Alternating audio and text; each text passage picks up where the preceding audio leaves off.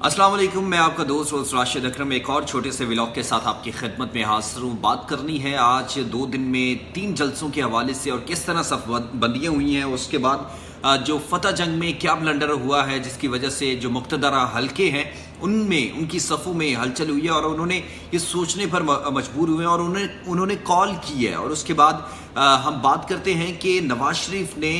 Call Maryam Nawaz को क्यों की और उस पर उन्होंने क्या रद्द-ए-अमल दिया है। और इसके अलावा क्योंकि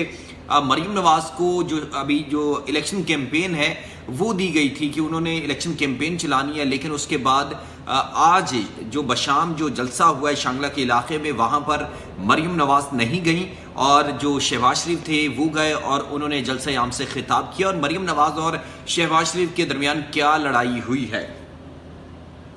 उसके बाद हमने बात करनी है कि शहबाज शरीफ ने आज एक और झूठ बोला है। वो झूठ क्या है शहबाज शरीफ,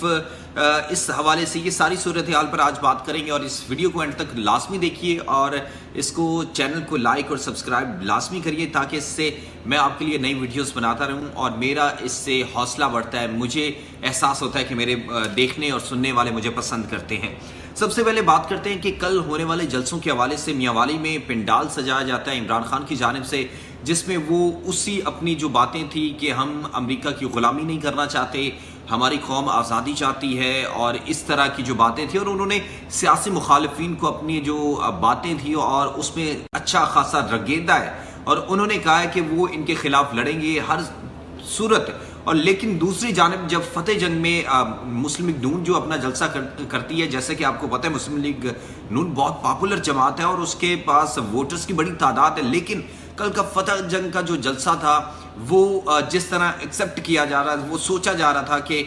जलसा होगा, लेकिन वैसा नहीं हो सका क्योंकि वो फुटेज भी आपके सामने थी। अगर मैं आपको दिखा सकूं तो उसमें और उनके पहले जलसों में बड़ा फ़र्क है। मरीम इससे लगता है कि जो बयानिया था वो पिट रहा है, इमरान खान का बयानिया जो है वो ऊपर जा रहा है। नून लीग जो है उनके पास इमरान खान को गिराने के लिए कोई बयानिया नहीं था, तो उन्होंने सिर्फ महंगाई का रोना रोया। और आज जब जो इम्पोर्टेड हुकूमत का नारा लगता है और उसके बाद फिर ये कहा जाता है कि जो नई हुकूमत आई है इसमें ये बहुत सी आवाम को तवक्कुआत थी कि वो महंगाई कम होगी, डॉलर रेट नीचे जाएगा, पेट्रोल, लेकिन असल में तो ये इंटरनेशनल फिनोमेना था जिसकी वजह से महंगाई बढ़ रही थी और उन्होंने निशाना इमरानी हुकूमत को बनाया हुआ था। और अब बात करते हैं कि शहबाज शरीफ और मरीम नवाज के दरमियान लड़ाई क्या हुई है। आपको पता है कि कल फतह जंग के जो जलसा था, एक तो उसको हम टंग ऑफ कहते हैं ना, टंग ट्विस्ट कहते हैं वो या एक ज़बान का फिसलन कह सकते हैं, लेकिन दूसरी तरफ उन्होंने जब कहा कि एक शख्स जो है वो जब सारी ज़िंदगी बूट पॉलिश करता रहा है तो वो उसको बूट पॉलिश के सिवा कुछ आता नहीं है। और उसके बाद उसी जलसे में मरियम बीबी कहती हैं कि जब इमरान खान बेफैज हुए ये उनके कान और आंख नहीं थी, ये उनके हाथ थे जिसकी वजह से ये सियासी मुखालिफिन के गले दबोचते थे। तो इस बात पर जिसको बार बार दोहराया गया, आपको पता है गुजरावाला में बाकायदा जनरल बाजवा का नाम लेकर और उस वक्त DGISI फैज़ हमीद का नाम लिया जाता था, बार बार गालियाँ भी दी गई और पता नहीं कितनी दफ़ा दी गई। लेकिन कल की जो बात हुई है इस पर जो मुक़्तदरा हल्के हैं उन्होंने फैसला किया और उन्होंने कॉल की है कि हमने आपको हुकूमत इसलिए नहीं दी थी कि आप दोबारा से हमें, क्योंकि वो इस वक्त बड़े कोर हेड बैठे हैं और उनके पास बाकायदा इख्तियार हैं,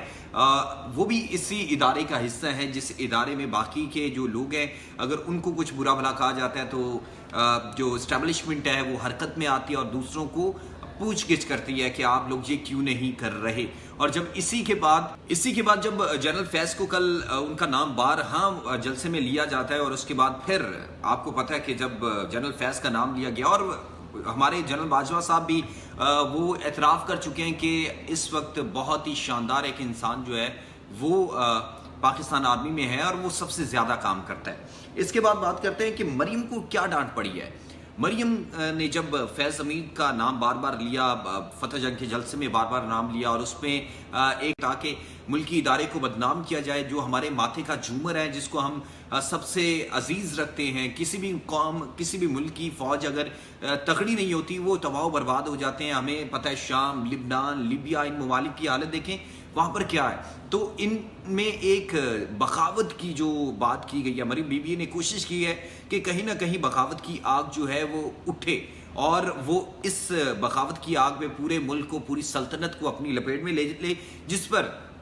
مقتدرہ حلقوں نے پھر کیا نواز شریف صاحب کو کال. تو انہوں نے کہا ہے کہ اب مریم بی بی جو ہے وہ کیمپین نہیں چلائے گی, الیکشن کیمپین جو ہے وہ کرنی ہے کوئی اور کرے, اور اب وہ جلسوں میں جا کر اس طرح تقاریر نہیں کریں گے. اب آنے والے دنوں میں آپ دیکھیے گا مریم بی بی آپ کو جلسوں میں نہیں نظر آئیں گی. شاید وہ جلسے میں ساتھ بیٹھی ہے, کہ وہ کہتے ہیں نا ایک ڈمی آپ کو ضرور نظر آئے, لیکن وہ جلسے میں نہیں ہوگی. اس کے بعد شہباز شریف نے آج شانگلہ جلسے میں شام میں جب انہوں نے کہا کہ میں آٹا جو ہے وہ اپنے کپڑے بیچ کر آپ کو پورا کروں گا, سستا دوں گا, تو